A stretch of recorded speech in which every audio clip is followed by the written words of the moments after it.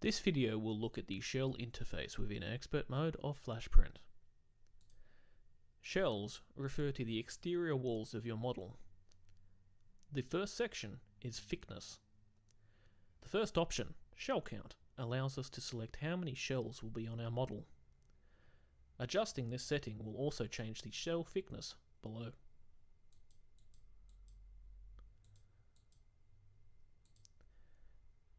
The setting below, Overlap Perimeter, adjusts the maximum overlap permitted for thin walls.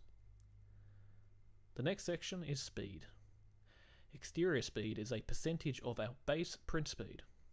It affects the outermost shell.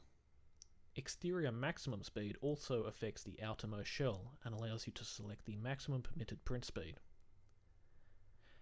Visible interior speed settings work in the same way as exterior, except it is affecting visible interior walls. The same applies for invisible exterior walls, with the main difference being that the wall will not be visible when the print is completed. So it is possible to increase the speed here, as it will not affect the finished quality of the print. Shell print order gives us 3 different options. Anti-overrush deceleration is the default selection. It slows down the shell print speed to prevent overrush, which helps provide consistent shell quality. The other 2 options are either to print the shells from the inside out or from the outside in. Start points allows us to select where the shells will begin to print from.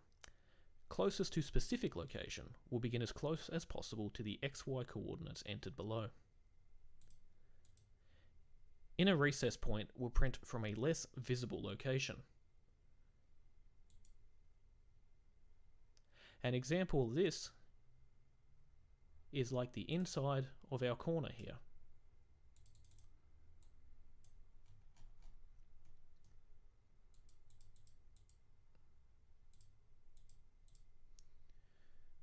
You can see as we move through the steps, we can see our shell wall begin from the inside of the inner corner, printing in an outwards direction.